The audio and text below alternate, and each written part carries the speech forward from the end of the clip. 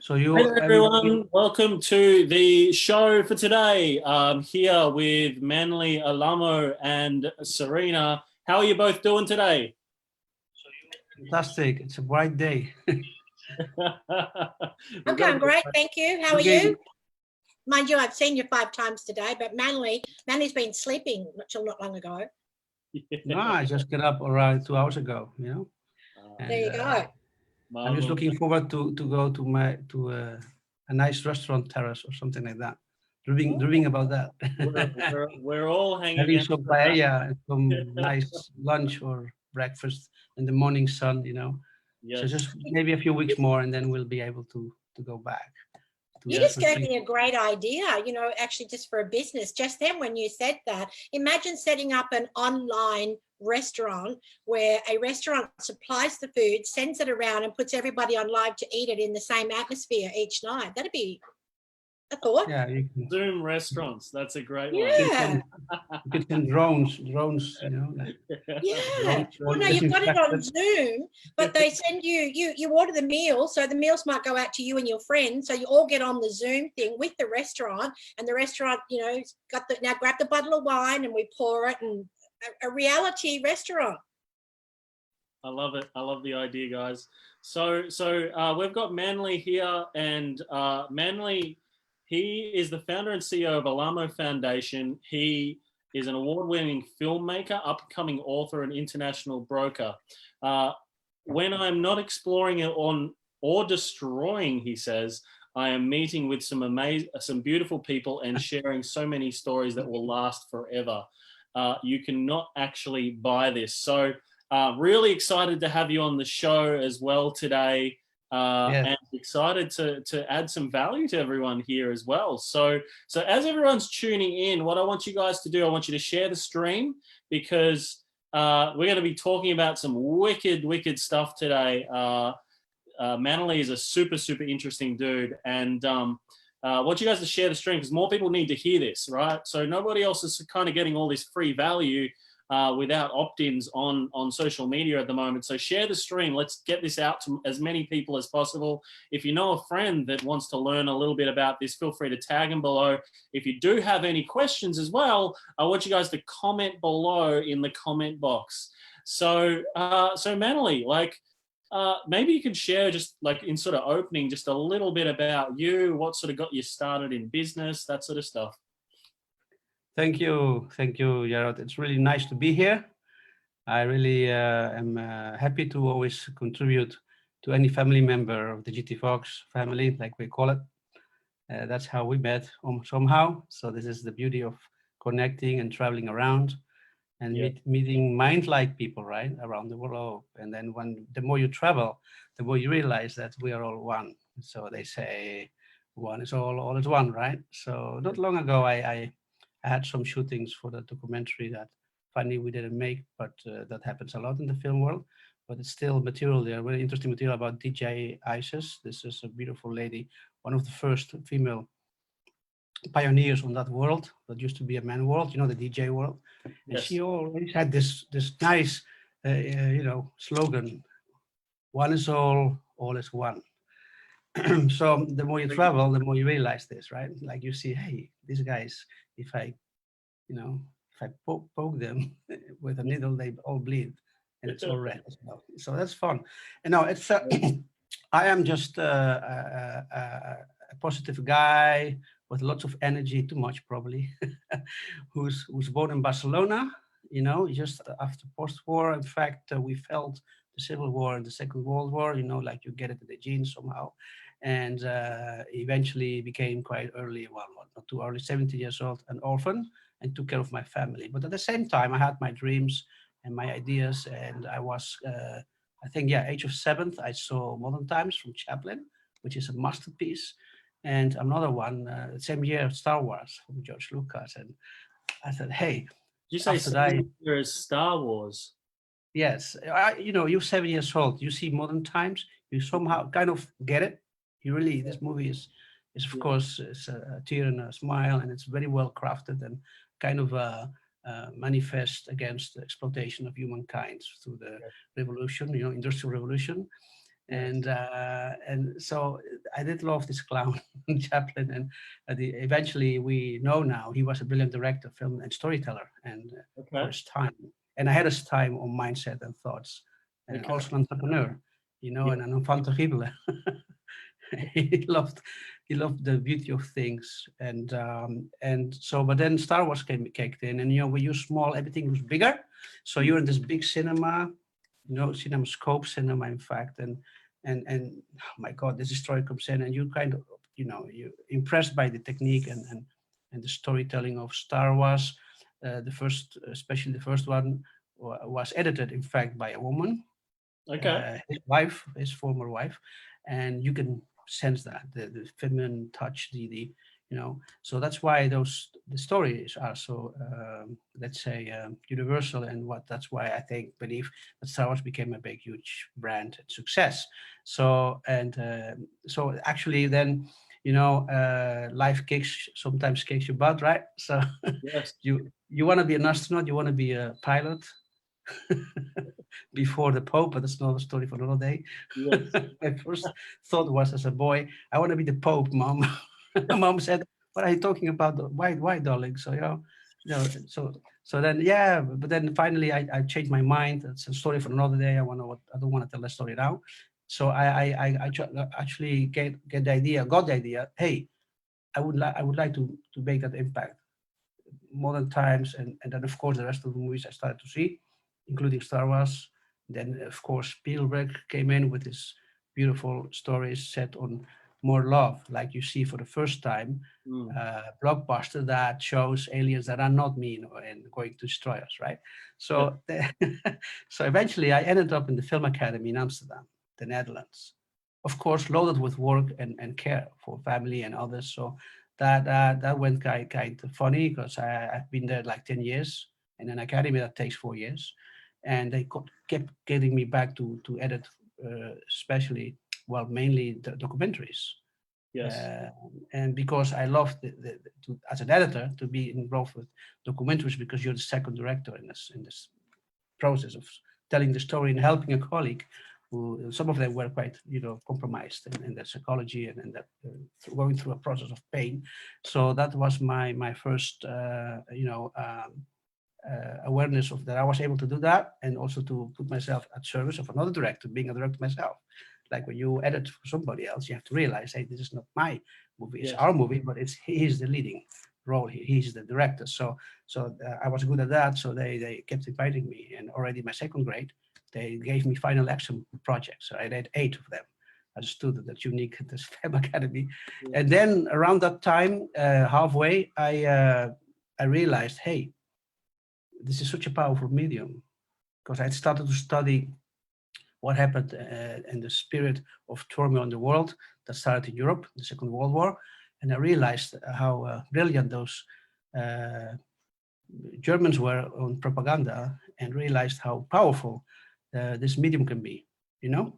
Media in general. In that time, we had came up in the 30s, and I mean the 40s, 30, first to be broadcast, and then all these propaganda movies.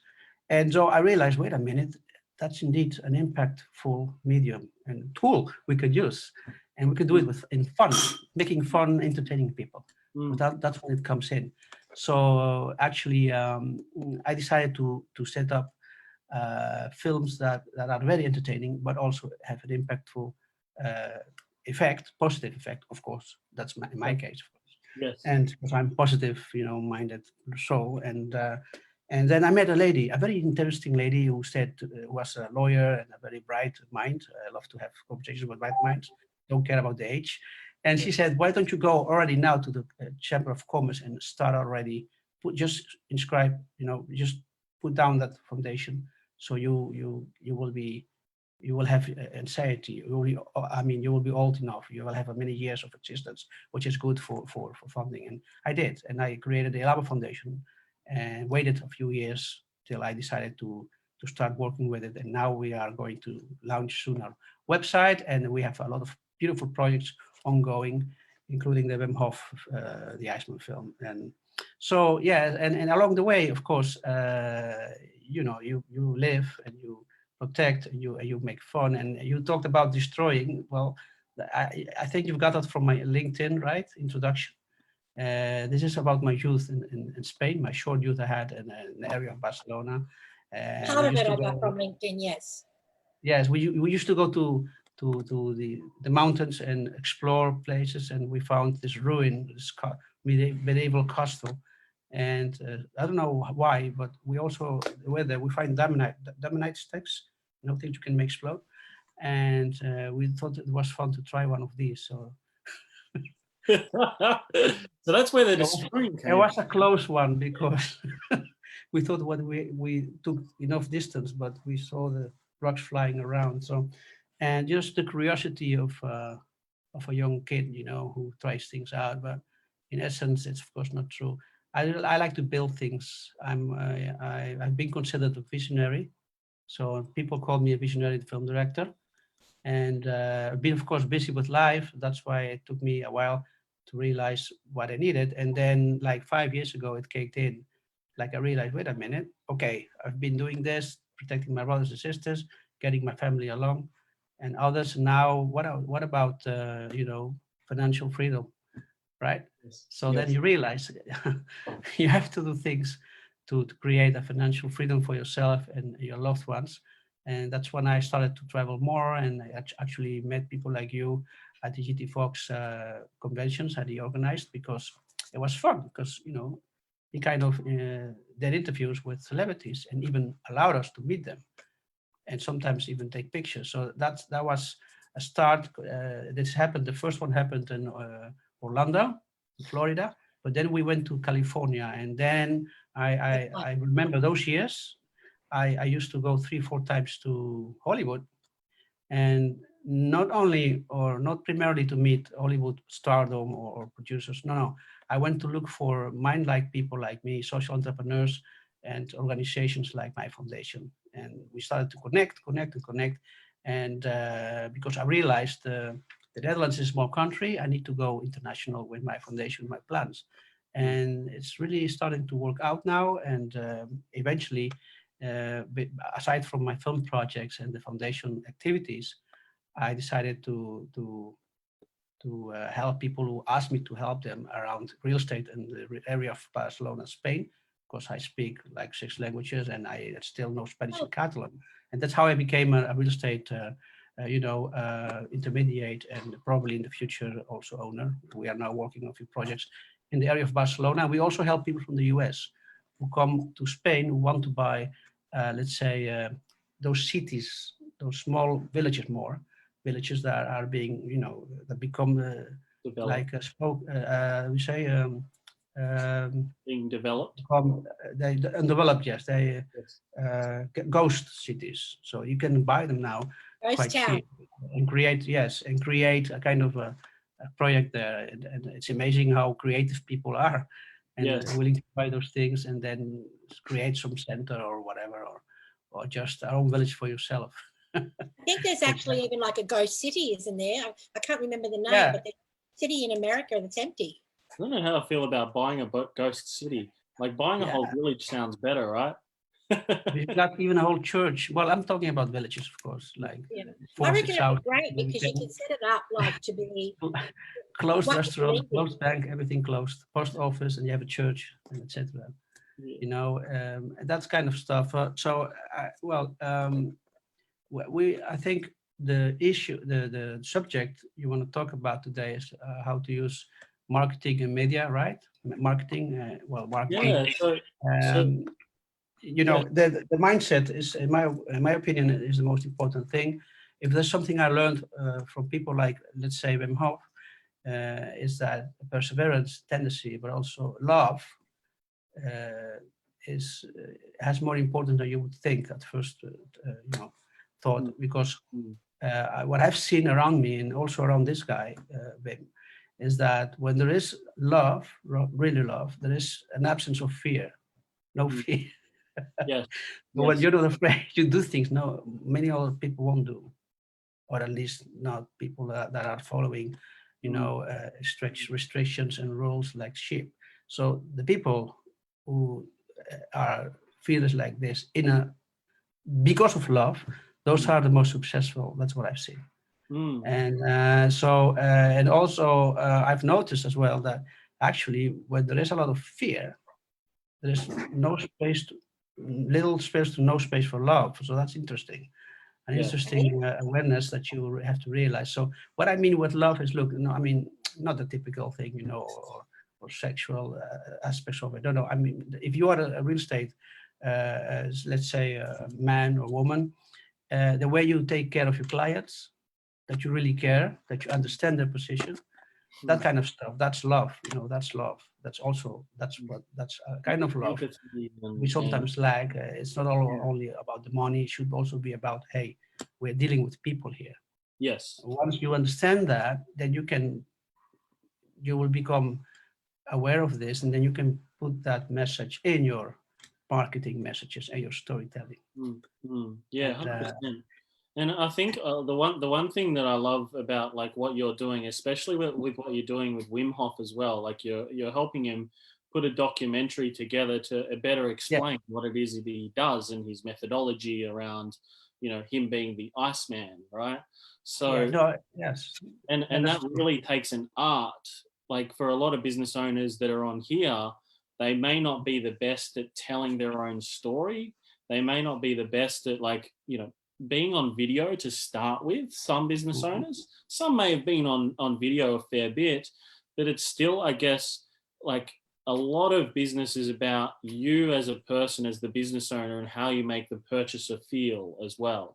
There's an emotional side to it, and people buy into a person to start with, then they buy into a company. So and as part of that, they're looking for solutions to solve, right? So like how would like a modern day small to medium sized business go about using what it is that you're doing with these aspects of with Wim Hof to better tell a story around their brand? Is there some sort of, like, I guess, method that you go through when you're documenting someone like Wim Hof, for example, and his story and his method, etc.? Is there like regarding film, look, the film world and the film industry is quite a wild west, you know. Yeah. Okay. And film is business.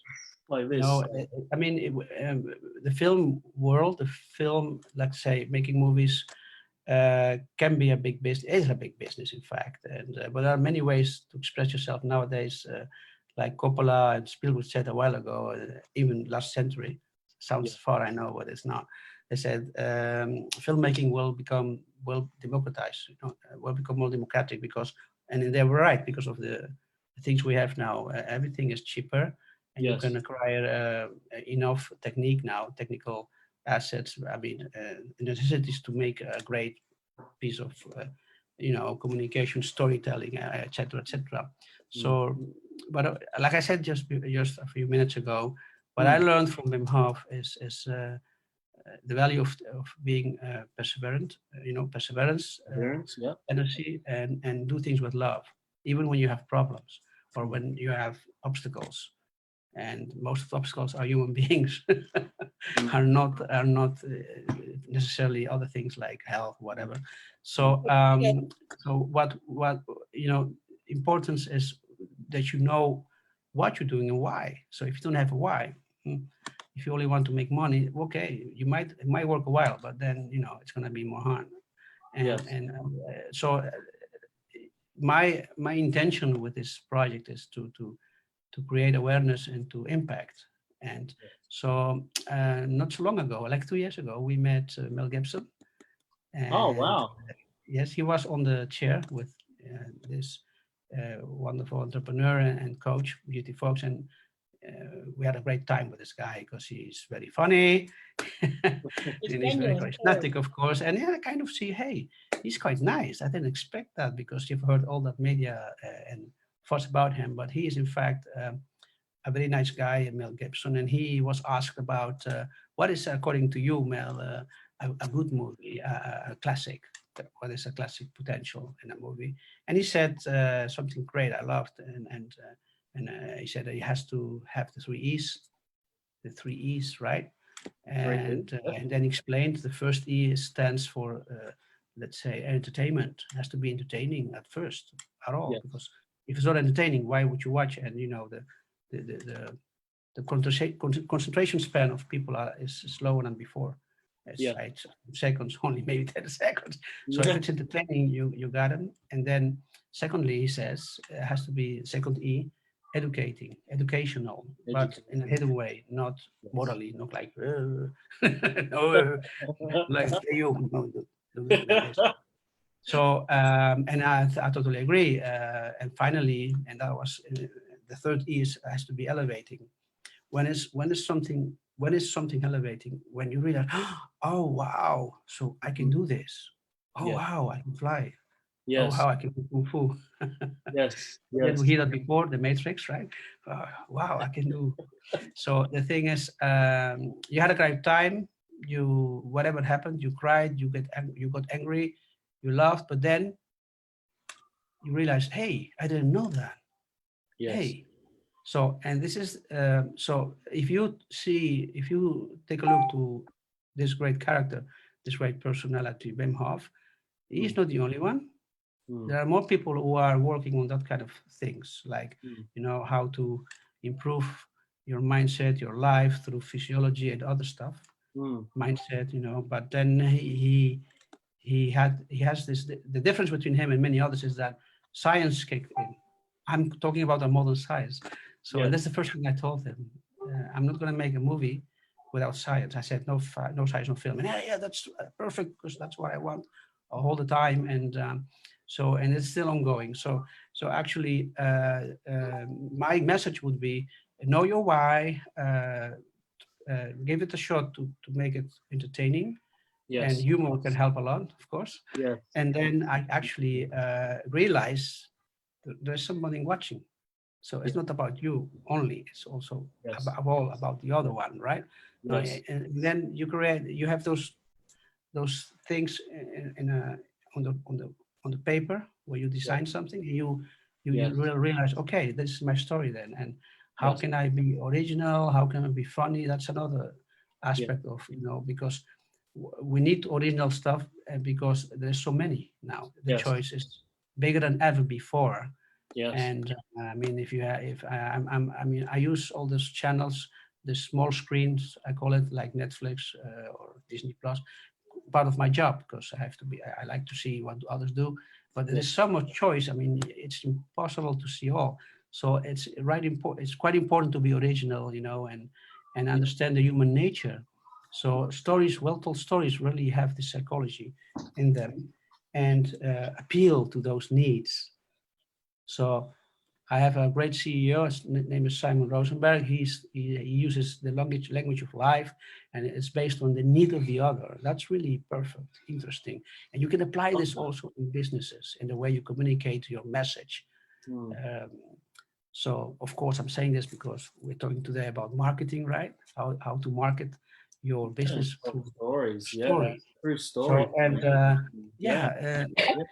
you know, making films for me is like a passion, you know, and you have to be crazy to want this. Well, businesses are about stories as well too, and you know, depending on every business has a story, every person has a story, and of course you work in the stories. I want you to tell the story about the cheetah. Yeah, tell us about this cheetah. What's going on? Nearly ate him, Jared. Nearly ate him, and he was totally oblivious to it. He was almost eaten by a cheetah. Yes. We went to, yes, I was, I think it was 2011. I was given the first prototype of the Sony camera, jumper camera, to go on a trip to Namibia. And that was the year that Wim Hof did his walk in the desert, just to prove that his ability can be applied in any extreme circumstance, like instead of extreme cold, extreme heat. And so while I was in Namibia, I made I recorded a mini safari with cheetahs, and I came close to those cheetahs because I'm fearless, right? And one of the cheetahs thought, Manelli looks like a nice bite. and you can see that at the end, where I did put a short impression of making off shots.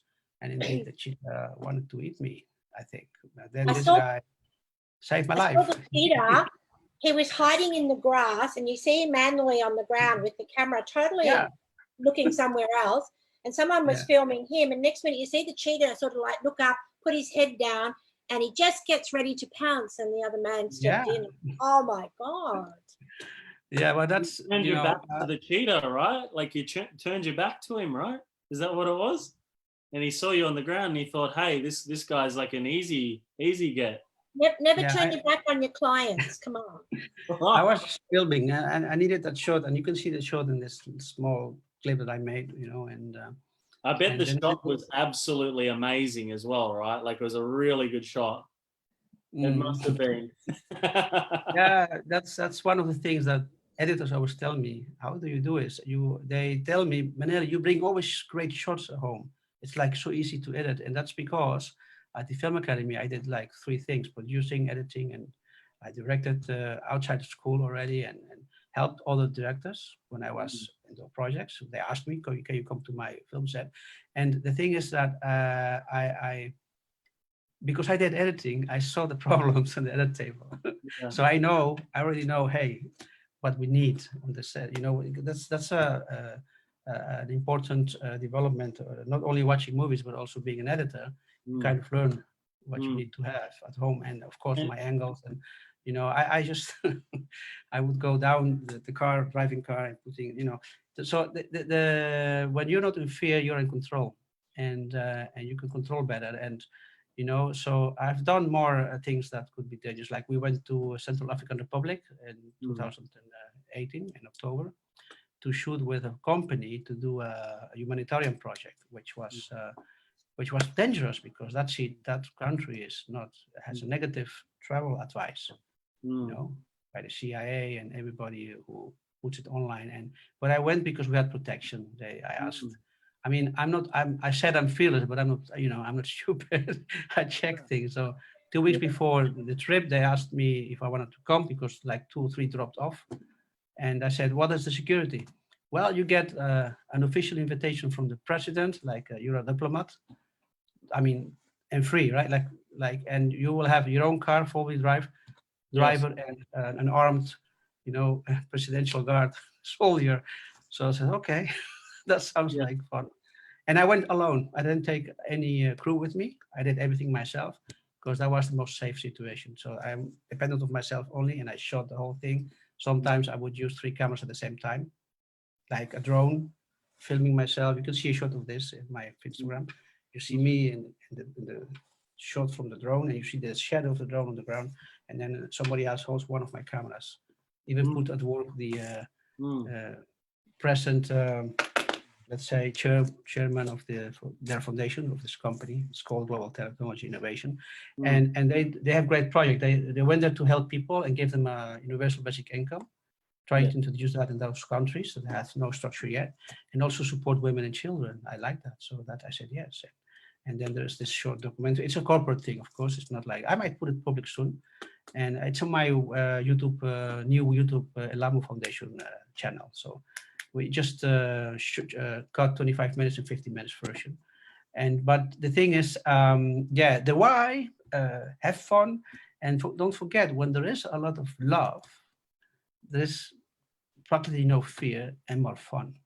Because fear is not fun, right? Yes. No, do you have like do you have a good time when you're when something frightens you? No, right? It's quite an essence. I think it sort of depends on the fear as well, because like if you're in a haunted house and you're really scared, but you're but you're having fun with your friends, you've got a bit of fear and a bit of like woo excitement, you know. I find that the fear is always the gate to open to new levels of growth. I find, because to give you a bit of story, like when I moved from Tasmania across to Perth, I found that was a big thing. Like you're moving 3,500 kilometers, right? So it's a decent sized like experience and move, right? And it's to a new area where nobody knows you or anything like that. You got no friends. And I moved over with $500 in my bank account too, by the way. Yeah. So then it's like, how do you find work in a city that you don't know anybody? All this type of stuff, right? And you're moving everything with you your whole life. It was a very scary experience. However, if I had have stayed in Tasmania, where I was originally from, would I have got the same level of growth that I've had over the last 10 years? Most likely not. So it's like, I find on the other side of fear, there has a tendency to be so much more growth as a person, and so much more of an ability to be able to like up level the way that you think, up level the way you do things, and the things that you actually believe are possible in life. And it's like you said, right? When there's love, there's a complete absence of fear. Yeah. And there's been so many other things you've spoken about on this live as well, like the 3 E's. So the entertaining, the education, and evolving, I think you said. No, elevating. Elevating, right? Elevating. Something elevates you. Like, traveling is one of the best things you can do because that really enriches your experience, your perception as well. Yes. It's all about perception. And when I say love, there is like kind of a thing that you have to realize. Love doesn't mean that you just allow everything to happen to you and that everybody. No. I mean, if you know me as a person, as a guy to go out with, I'm fun and I'm relaxed and I'm as crazy or more crazy than anybody who uses any drug. I don't do drugs. I don't drink. But I'm crazy. If I go there, I can tap in that mindset and I can party. And you think this guy took a shot? No, I didn't. But if you know me as a businessman, I can be quite hard. Yes. But still loving. Yes. Yes. So that's the thing. I mean, I'm talking about that kind of love, like you care, like you understand, like you it's hate. empathy, right? Empathy, but that's something, believe it or not, that can be learned, and there are always exceptions. Okay, sometimes things happen in this wonderful miracle of life. I mean, it's a miracle that we create from conception till you come out after 9 months as a baby. That's a miracle, because how can that go not wrong? It goes most of the times perfect. And there are so the thing is, that's what I mean with love, right? Love, like, and having the intelligence to understand, hey, it's also about the other. Yes. You want to make sales is serving, okay? And we learn this a lot. Selling is serving, right? So we learn this all the time. But if you don't have the ability to love, or if you're in fear, so for some reason, it's going to be a big challenge, right? So yes, I think if you can learn to face fear as well, because I used to, when I've gone out on stage with JT Fox, I was just about, I'd have to run to the toilet. I was so nervous, so scared, and so shitting myself. But you've got to do it to get anywhere, and it's like anything. You can be scared, but you've still got to do it. I traveled around America on my own for 12 months, and that was only like 17 years ago. You've got to do it if you want to get anywhere. Yeah. When we talk about fear, we mean, of course, the fear that paralyzes. There is a very healthy fear, kind of fear. And I would say, there's one thing I can tell you for now. I'm not ready. I don't want to die. So when I was a younger guy, and I was a very good student at school, and we had the exams, to do the tests, how I prepared myself. I just said, listen, are you going to die even if you fail, if you get a bad grade? No. So then you relax. And when you relax, then everything functions better. So this is our way to deal with it. This is my little trick. Are you going to die? Is this a life-threatening situation? No. So relax. And then you relax and everything starts to run. And you know why? Because that's how it works. When you are stressed, thus fear, one of the stresses factors is fear, your defenses go up and everything stops. Even digestion. Why? So you can run or fight for your life. Right. This is the mechanism that's still in us. Is this what you were doing when the cheetah, like with the cheetah thing? Is this what he you wasn't aware at all? He was accessing like a fight or flight type, No, like, I just trust that guy, the caretaker. Yes. That he was so I wasn't in fear, so I could make the shot. Otherwise, I would never have made the shot. I would never come so close.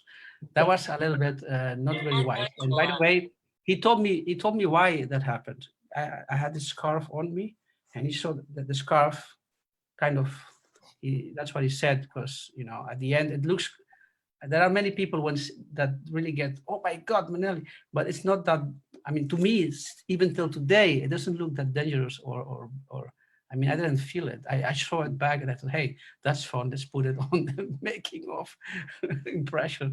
Well, But it's like that one part as well that you mentioned there as well, where we made a bit of a joke as like it must have been a really good shot, but shortly after that, you said something that was really, really powerful as well, right? Like you said about the whole like people say to you how good your shots are, right? They compliment how good the shots are that you've got. But you also said that's because you also understand the editing process involved.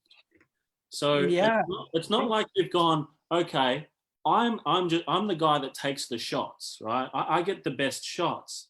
The rest of it, right, I don't need to know.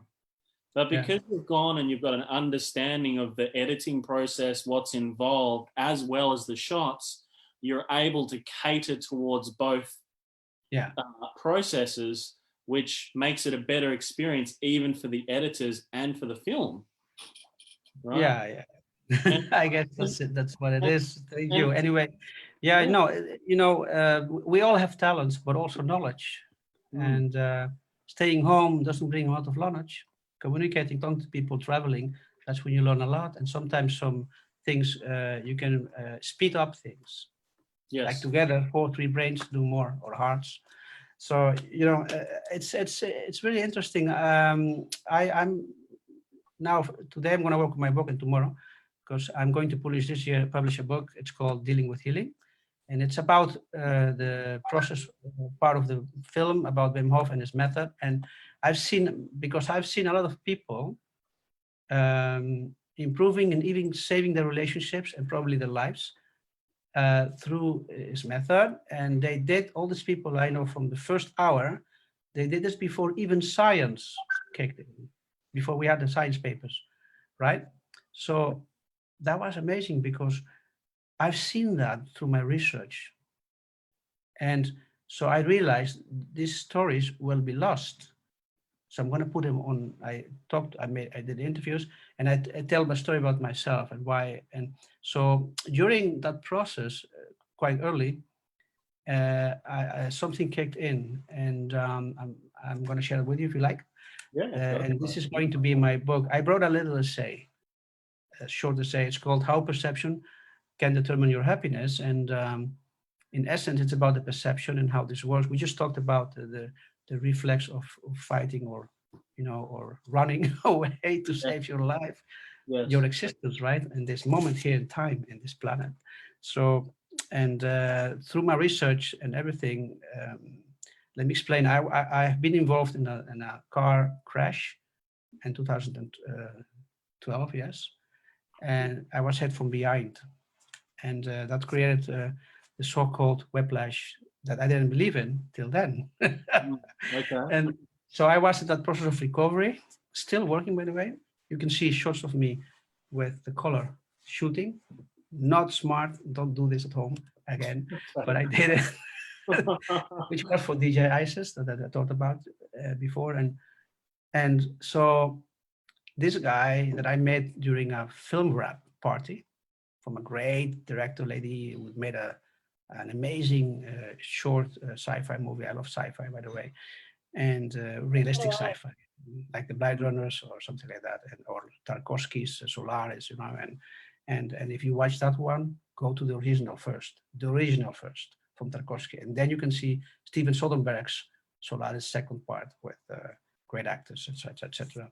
Because it's not, there is a big difference between the original and the first one, which is the poetry. Anyway, aside from that, this guy talked with me during that rap party. We connected, like, something that happens, like you feel, hey, it's like your soulmate. And we had an intense talk, like an hour, I think. And then we didn't see each other for half a year. And then he invites me in to go to this seminar in Armenia. Okay. But I'm middle of my recovery. and I listen, I'm not the right moment, I'm short of, means. But he kind of solved everything. I could not say no anymore and then go. And he said one thing, because I asked them, who's going there? Well, young people from around a few countries in Europe, and it's being promoted by the the European Union. And they, they support us with means, and please come to the seminar of, I think it was 2 weeks. And it was called, interesting, listen to that name, From Fear to Dreams. Okay. From fear to dreams. Okay. And he said one thing that finally made me decide to go, aside from the things that he solved for me. Maneli, I think you will be a great contribution to this group of people. Please come. Because on average, I was 15 years older, 15. So, and I went there, and then special things happened there.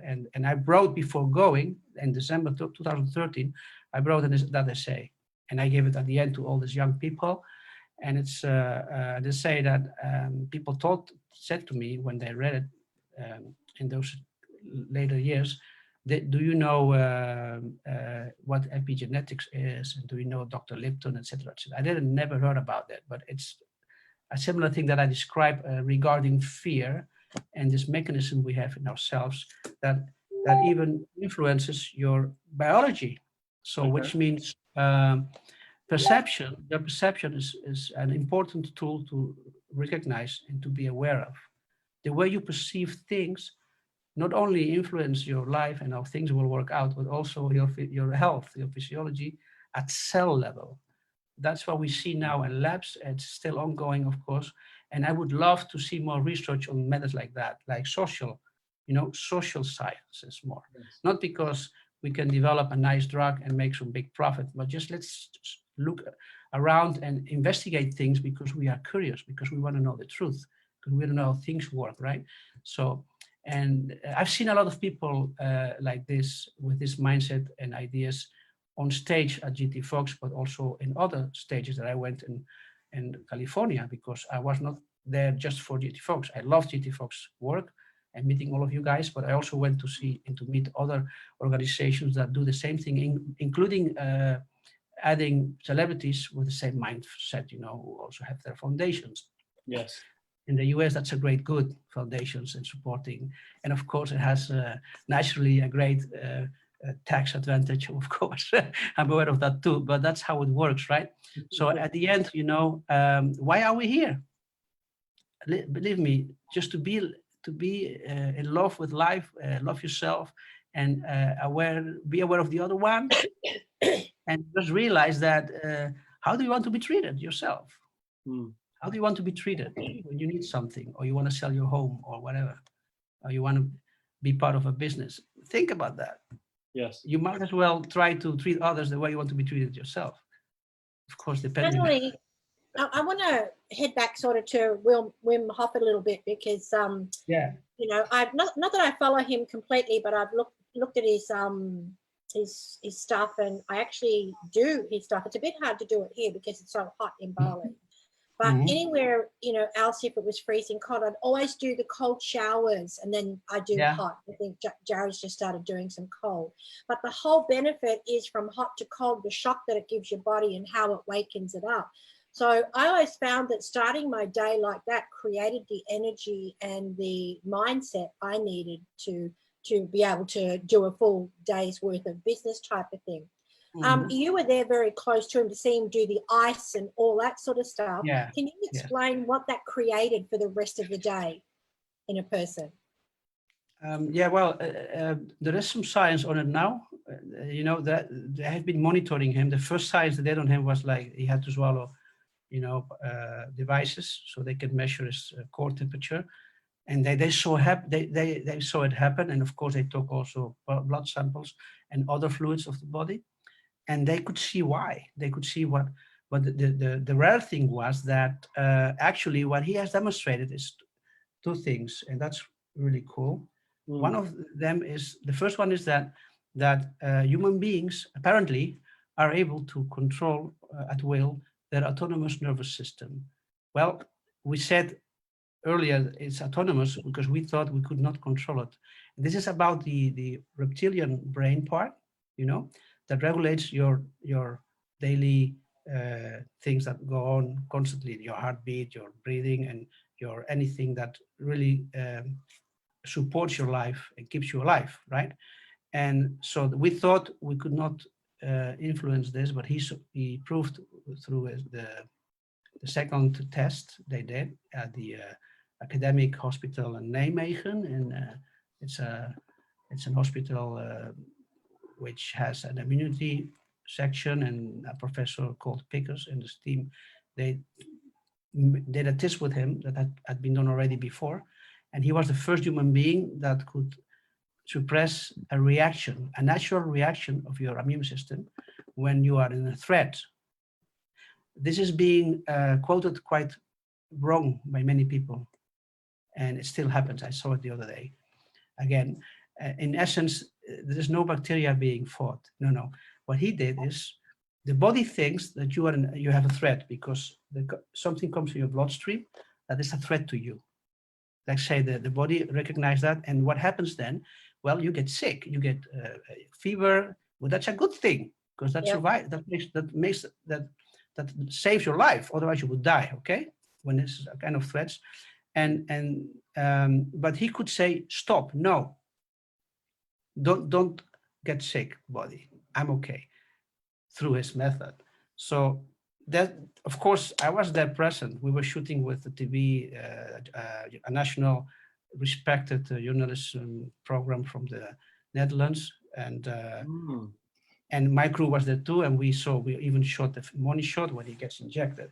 But that's a dead bacteria, you understand? It's not alive anymore, but it's only the shell of the body of this bug, can call it bug, all right? They abstracted the nucleus and DNA and all the rest, so it's not a threat, but the body doesn't know that right away, so it reacts, kicks in, and people get shaky and oh my God, and pain in the joints and diarrhea, it's quite nasty, like 3-6 hours. But Ben did not get sick, okay? Because he could suppress that. So imagine the impact for all that kind of problems we have nowadays with immunity illnesses, okay? This could be a relief, at least, right? Yes. But then, and I was there, I mean, this is something I lived through because I was there when it happened. This professor, when we came back to hear the verdict, they said, well, what you have done is remarkable. You're the first human being ever did it. Yet it's not good enough, Mr. Huff, because we don't know how you are able to do this. You might have trained 30 years. Well, do you see people training 30 years? That's not applicable, not practical. You understand? And then, you know how he is, right? Have you ever seen, he's quite passionate. Yeah, but no, because I can teach you this in 4 days. You don't need, like me, to go into the ice. I just trained for this. So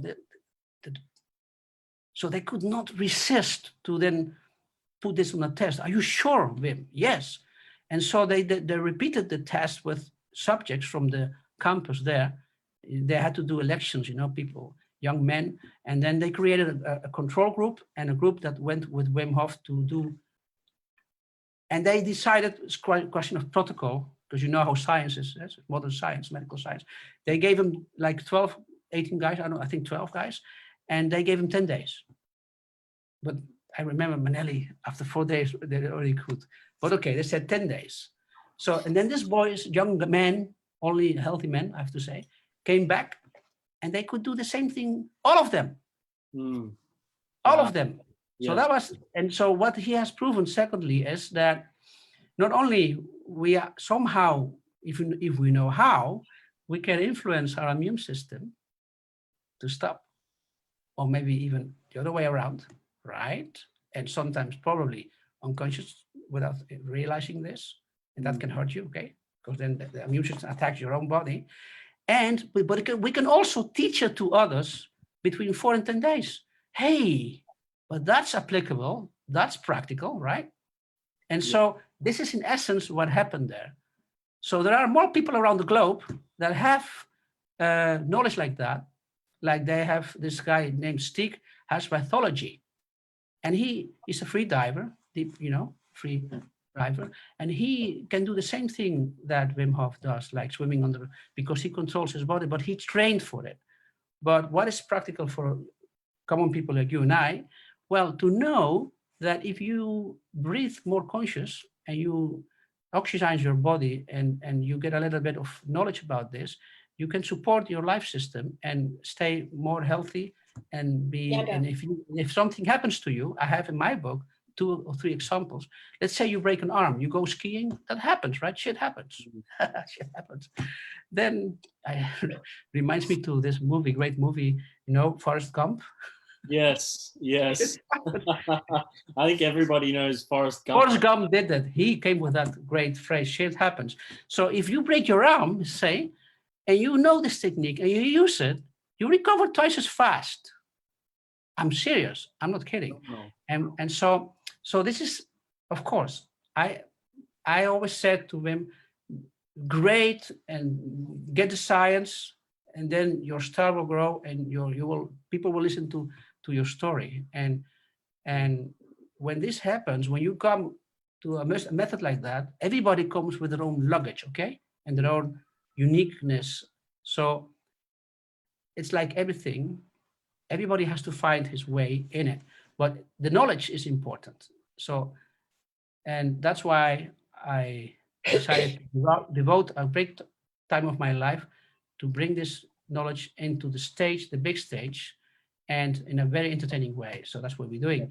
But in essence, the cold showers, what I know, and I'm not a doctor, is that it resets and it stimulates your immune system to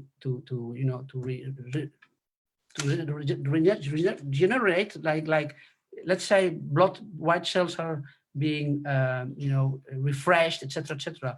There are a few explanatory clips about this that I can show you if you want, and I'll send it to you, where the physiology that is going on when you do this is explained. You see how and why. But on the other hand, we need to be careful by claiming things. It's all natural, it's all physiology, and it's as old as we exist. So if you go back in time in India, and you go and observe the Tumo monks, they already did this. So, and it's a rediscovery of something we lost, we forgot. Yes. So good for you if you apply it, because it's healthy. Yes. And you don't get a flu that fast, talking about flus. Huh? I reckon that's why my immune system has been so good. I do the cold and the hot together, and I recently did a lot of his breathing. And I got, in the early stages, the corona here, and I used to have a lot of bronchial problems. So I survived because we didn't know what it was at the time until it all hit out later. So I think it's because of stuff like that has given me the strength to be also stronger, And Jared's going to get that way because he's been doing some cold showers, he said. Is that right? I have been, yes. When I was cycling years ago, I always used to cycle 5 minutes, 30 seconds on, 30 seconds off, hot, cold. But I watch a little bit of the Wim Hof stuff as well, and I particularly love the retreat that he does in Poland. It looks amazing. I would love to do that. And he said the retreat. That's correct. Yeah, the whole idea is just that you're going to get into a cold shower, right? And you feel it and you hesitate. Like it's that you're going to do it, but it's not going to do anything to you. It's not going to harm you. It's not going to do anything. It's just going to be cold, right? But is cold real, or is it just perception, or what is it? Because that's why we need to. That's what we need to investigate. And something came up that a lot of studies being done. Wim Hof has been also invited to Michigan, amongst others, and he's been in an MRI, yes, or a CT scan, just to see. They mapped his brain and they saw things happen. What the hell? So, that's a good question. The effect, right? Like the placebo and nocebo. What is that? How does it work? It exists because we can measure it, we can test it. So then the guru effect, I have proof that what Wim Hof does is not a guru effect only. It could be, like when you are with him, you are so inspired that you do it, you lose your fear. Okay? He or somebody else, charismatic, can push you, give you the last push, and then you've done the experience, and then you are transformed. I've seen it happen a lot when I went to see instructors of Wim Hof, I was invited, and I've seen a lot of times this, workshop where people come in and they say, a few of them say, I'm doing all these exercises, but I'm not going into the ice bath. No, not me. But then they see this old lady go into the ice bath, and they think, oh my God, if she can do it, I have to do it. I mean, I know, maybe because of pride, like you're a big guy, you see this old lady, Yes. then you go in and you do it, even if it's for 30 seconds. You come out, let's be honest, you're not anymore the same person again, right? That's a little transformation in there. Yes. Like, so, Yeah. so why do we not research that more? Well, does it bring up some cash flow to investigate this? Not really, but there are always a lot of scientists that want to be a scientist because of the heck of finding out. And for me, that's something quite intriguing, the non-placebo and the placebo effect, because we somehow, there is something we don't know or understand totally yet that makes us do amazing things sometimes in some circumstances. And why not find out? And I know I should have to inform, but I know that some people, that some proposals to investigate that aspect of this effect that people have, teachers, coaches, gurus, Yes. on your mindset. Because once your perception changes, everything changes. You're right about that. So like Wim Hof says all the time, right? The cold is your righteous friend. Yes. And then if you don't fear it, then, what happens if you fall in a creek of water? If you panic, you drown, right? You will die. But if you don't panic, your survival chances are higher. So I've read stories and I've seen clips of people like these people who rescue people that got stuck in the jungle or in nature. And the first thing those guys ask, how old are the subjects? If they're children, they go immediately to look for them. If they're adults and there's too much time passed, they say, forget it, they're dead. So children survive longer in harsh situations because of the absence of fear, because they don't realize yet. So we human beings are afraid of things that happened in the past and project in the future. And that's, of course, a problem. We have a challenge to win. So if you're here, present, and when you breathe, and when you breathe here, Yes. and conscious, Yes. there is no room Yes. for the doubt and the fear. Oh my God, oh no, I have this experience. Oh, there you go again. No. So this is something, this is like a mindset, in fact, yes. I think really believe that people like Wim Hof and other pioneers need to be a subject of science and of research. And part of our proceedings of my book, but also the movie and everything I do with Ellemo, will go to initiatives like those. And if they don't exist, we will ignite them ourselves. We will just start them up. And as you know, science is very expensive, right? It takes like 3 million at least, and a lot of time to get a paper published. So Wim Hof's papers have been published in Nature and PNAS.org. And there's even a, Biology Now, this thick book that they give to third degree university medicine students in the US. He has a chapter there. Very interesting. So nothing, everything is subject to be questioned, I believe, in a healthy way, and the mindset and your own experience is what counts. And at the end, your perception is very decisive for everything you do, including in business. Yes. What is your perception of coaching? What's your perception of GT Fox, of yourself, to start with? Take a look in the mirror. Yes. So, perception is projection. Projection, yeah. Perception is projection.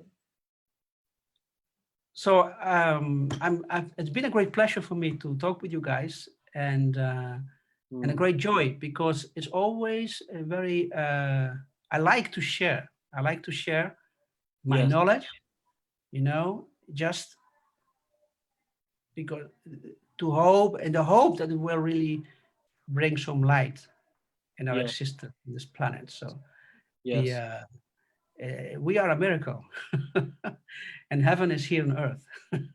Yeah. Exactly. It's a miracle. It's a miracle we wake up every day, you know, because some people don't, you know. So it was a pleasure having you on as well, because it's a very unique perspective on life, fear, you know, the way that you do your documentaries and your film in your career as well, which is amazing. And there's been plenty of knowledge bombs throughout all of this, just little gems, you know, throughout this whole conversation that, you know, if people just took away one aspect of it, right, and they just implemented it in some way, shape or form in their business or their life or whatever that is, it can make huge bounds forward. So I thank you so much for being on. Really, really appreciate it. And yeah, I would like to give you a last one. Maybe let's do that. You know, we have a slogan at Ellemo. It says, go in knowledge, love, gratitude, and share. Yes. Knowledge, we mean you need to know things, to study, to learn, and you learn more than you think by just playing or traveling. That's also kind of playing. Yes. Love, that's different for everybody. Like that could be God, devotion to God, to others, love, you know, love yourself, start with. Yes. And then the third one, that's that one I didn't mention yet today, gratitude. Yes. Well, my friends, my fellow citizens of this beautiful planet, gratitude, believe me, is the shortest shortcut to happiness. If you can be grateful, you will experience happiness a lot of times. And at the end, share it, because it's not fun being alone. And make fun. Yes. This is how created by the Ellemo Foundation. That's how we treat people, and we respect time of people. We are aware of time. Think about it. What is time? And how much time do we have? Right? Oh, very little at the moment now. We're sort of coming close to having to finish. Yes, it's time to go. I'm very grateful that you actually came and shared all this with us today. So we used to do. You're welcome. We've done the grateful for a while, Jared, have we? No, we haven't. Yeah. No. I know. We used to do that every week. That what are we grateful for? You know, just grateful for small things, big things, everything. Exactly. And realize that when people spend time with you, that's the biggest thing people give. The most valuable thing you can give people is your time. So thank you so much. And what people are realizing too that we should be grateful for as well is that people are watching 3 different people from 3 different countries. Yes, that's nice, right? Yes. So it's been a great pleasure, and I hope to see you soon again in one mega success event or somewhere else. Yes. Thank you so much. Let's see what happens next. And if someone wants to reach out to you for any way, shape, or form, follow your journey, or learn more about the Ellemo Foundation and all this type of stuff, how would they go about reaching out to you? It's quite easy. You know my name, Manelli, with a Y. Yes. .nl. NL stands for the Netherlands, because we are based in the Netherlands. Yes. In there, in that side, in that link tree, you can see my LinkedIn, everything, a few things I did. So, and I'm an open book. I'm, you know, I'm quite easy to reach, you know, and to connect with. So, most welcome. And yes, and again, I hope to see you again soon, guys. Shake hands or not with a mask, or whatever. Speak a lot more. But you stay on and we'll just have a quick chat before you go anyway. So go for it, John. Yeah. Awesome. Thank you so much, Manali. Really appreciate you being on. And for all of you that are watching, if you've enjoyed this episode as well, let's just comment below and just say, yes, I've enjoyed it. That would be great. Make sure you share this one out to everybody as well. And we're going to have plenty more knowledge bombs coming for you guys soon. Make sure you share the love. Share the love, 100%. Share the love, share the stream, share the love, and jump across to manoli.nl to find out more information about him and the Ellemo Foundation and so on. And we'll all speak to you all very soon. Cheers, everyone. Cheers.